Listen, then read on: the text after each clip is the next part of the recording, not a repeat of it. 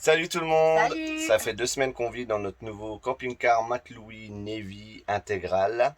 On fait un petit point sur la différence qu'on a entre les deux, ce qu'on n'aime pas par rapport à notre ancien qui était un Bavaria, je sais plus Voilà, un quoi. profilé Bavaria. Un profilé Bavaria. Là on est en intégral Mateloui.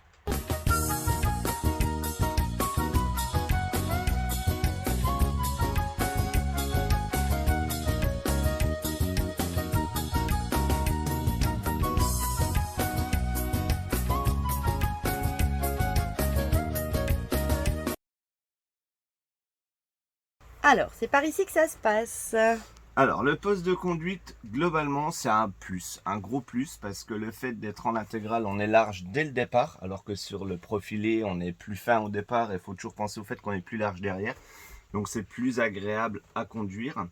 On a un vrai GPS, on fait un petit point là-dessus, c'est un Garmin. On hésitait, hein, on a fait le premier voyage avec, comment ça, Waze. Et bon, des fois, il nous amène dans des petites routes, on peut pas aller. Alors lui, il nous amène pas dans les petites routes, on peut pas aller, mais des fois, il nous amène, il n'y a plus de route, des fois, il trouve pas. Bon, voilà, les deux se valent en Globalement, c'est fait. pas trop mal. Globalement, c'est pas trop mal, mais c'est pas parfait non plus. Bah, du coup, en fait, quand on roule, on en a toujours deux. On a le Garmin plus le GPS du téléphone qui Voilà, tourne. pour essayer Et on d'être compare. optimisé et on compare. On avait parlé de la boîte robotisée pendant la visite du camping-car, c'est vraiment pas pratique comme boîte, ça consomme beaucoup. Par contre, je l'utilise en fait en séquentiel, hein. Donc je passe les vitesses, je la laisse pas en automatique. Et grosse surprise, on consomme presque 1 litre de moins, même plus d'un Presque litre 2 de litres. moins en On est étant à, comme ça ouais. qu'en prenant le système automatique où on fait rien. Là, on est à 11 litres 7 de moyenne, entre 11 litres 7 et 11 litres 9. Ouais, alors qu'on était à 13 litres 4, Ouais, 13 litres 5 en automatique, donc ça joue quand c'est même pas mal. énormément. Ça, c'est une bonne On chose. est quota. Il y a également dessus un radar de recul, chose qu'il n'y avait pas sur l'ancien. Ça donne les distances, hein. Bon, personnellement, je m'en sers peu, donc pas, voilà, ça peut peut-être être utile, mais bon, dans l'absolu, j'ai pas trop confiance en ce truc-là. La caméra classique. Caméra classique, voilà. Donc niveau poste de conduite, voilà. On est bien. Alors, par contre, poste de conduite, il y a quand même un énorme point négatif, c'est les sièges. Les sièges, je vous montre tout de suite pour tourner un siège. Avant, on faisait ça et on tournait. Là, maintenant, il faut avancer, refaire ça, reculer. C'est pas très pratique et en plus ils sont très très raides, les manettes sont très très raides, ce qui n'était pas le cas sur l'ancien, c'était beaucoup plus simple. Et ce qui vient d'arriver à ma femme qui a voulu tourner le siège, elle se trompe de manette, elle met la tête là, alors je vais pas le faire, elle s'est pris ça sur la tête avec les lunettes au-dessus. Ça se rabat super Voilà, vite. la pauvre elle a pleuré. Et du coup, même pour reculer le siège, enfin voilà, pour Voilà, adapter c'est le compliqué. siège en conduite, c'est pas une molette comme sur les autres, c'est une manette. Et le siège, il est tellement raide et la position tellement mauvaise qu'on est obligé de tendre le bras derrière pour retenir le Voilà, siège et en pouvoir gros, avoir la manette. la fameuse manette là, c'est celle-là qui permet de régler. Je peux pas tirer la manette et m'allonger. Je suis obligé de le faire avec le bras. Ça, c'est vraiment un gros moins par rapport à l'ancien camping-car qui était vraiment plus pratique là-dessus. Alors, juste une petite parenthèse aussi sur la conduite, le réservoir de gasoil est plus petit que dans l'ancien, donc on est sans arrêt à la pompe. Ça, c'est un petit peu chiant.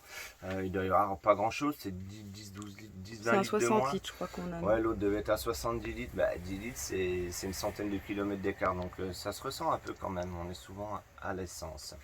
Pour la partie cuisine, donc c'est mieux que dans l'ancien. Là, on a du plus.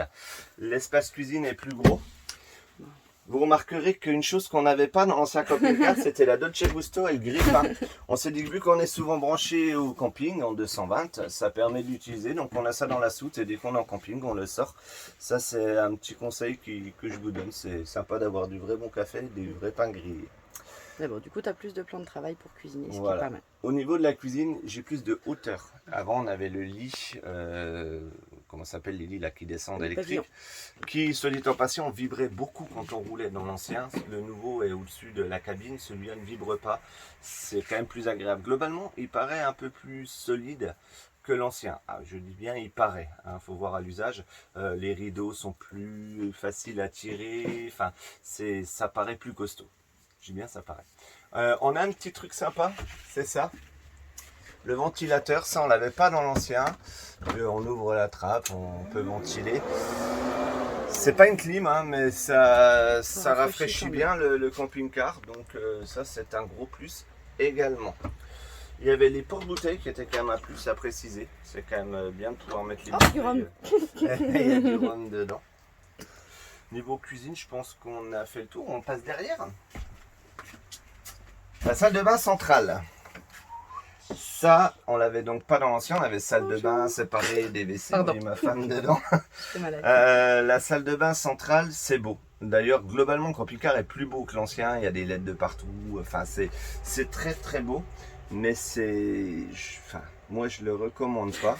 Pourquoi tu me fais ça? Monte les pas. Je monte les portes.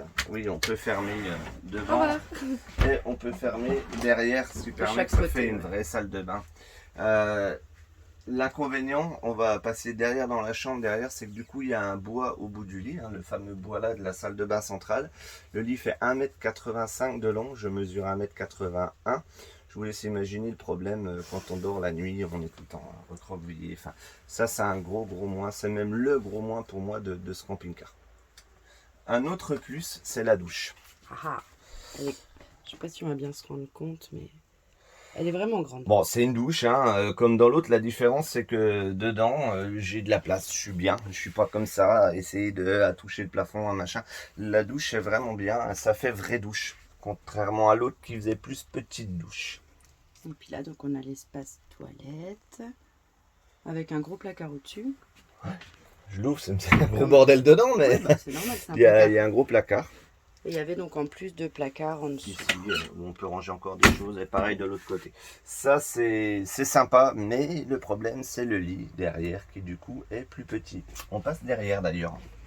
Alors nous, on a monté au maximum le lit. Voilà, on peut le lever et le descendre. L'avantage de le lever, c'est qu'il y a une soute qui est énorme en dessous. Et surtout, j'ai les tablettes là qui sont au même niveau que le lit. Ouais, ça me permet de moins taper dans le bois. Et on a mis le matelas aussi du lit pavillon. Parce que le matelas de base, vous voyez, c'est complètement biseauté là. Donc je récupère quelques centimètres là. Ça permet, parce que là au final il reste rien. Au bout, il reste 90 cm. Je vais essayer de vous filmer depuis l'autre côté pour que vous voyez. On va mettre comme ça pour voir le matelas biseauté. On a accès à la soute depuis là. Et quand on met le truc là, bah, c'est un peu plus large que ça arrive là au lieu d'arriver là, quoi. Voilà, mais ça change un peu les choses quand même quand on va. Je filme quand même la soute. C'est quand même un gros atout le fait d'avoir une soute traversante. Déjà pour aller dedans c'est plus simple. Elle est très haute, on peut y mettre un scooter. Ça c'est un gros avantage. Il y a l'avantage du porte-vélo, j'envoie tout de suite la vidéo, je filme ça. Donc petite chose pratique qu'on n'avait pas sur l'ancien camping-car. Surtout à notre âge pour porter les vélos, c'est que le machin là il descend avec une petite manivelle. Voilà. Ça permet de descendre les vélos jusqu'à la terre mais presque. Et du coup il n'y a plus à les porter parce que des vélos électriques c'est quand même un peu lourd. Donc bon, dans l'absolu on y est arrivé, hein, mais je pense que pour le jour où on sera vraiment vieux, on sera content d'avoir ce genre de système. C'est top. On arrive presque au niveau du sol. Voilà.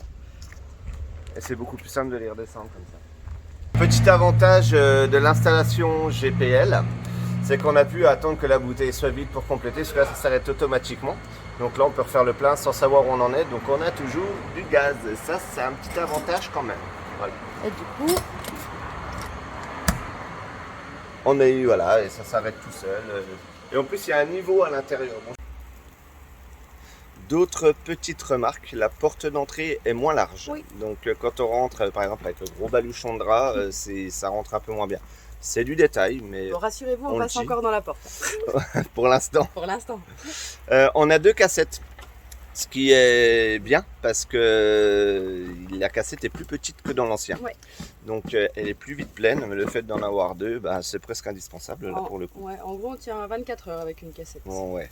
Bon, on fait pas très attention, hein, comme toujours, ça vous le savez. Mais l'autre, on arrivait à tenir des fois jusqu'à 2 jours sans forcément faire plus attention. Voilà, globalement, il y a encore en plus un système d'alarme qu'on n'avait pas dans l'ancien. Ça peut rassurer des fois quand on est dans des endroits où on ne se sent peut-être pas trop en sécurité, mais pour l'instant, ça ne nous est pas arrivé. Donc, voilà. Et Sinon, quand même, il est très très beau. Hein. ouais, globalement, il est beau, il est bien. Il est bien, il n'y a pas de souci là-dessus. Il y a des plus, des moins. Voilà, c'est... Chacun fera son avis là-dessus. Est-ce qu'il préfère certaines choses ou d'autres mais bon, il est beau. Et surtout, c'est vrai que de nuit, on essaiera de le filmer. Ouais, c'est super beau. Il y a des LED de Il y a partout. des LED de partout. Il est vraiment les éclairages, ils se sont bien arrachés. Ouais. Et il paraît, enfin moi, il me paraît vraiment un peu plus solide que Bavaria. Après, c'est vraiment paraître. Hein. C'est qu'une impression, c'est à voir. À voir dans 2 mois. À voir dans 2 mois. Ce sera peut-être plus le cas. Petite vue de nuit.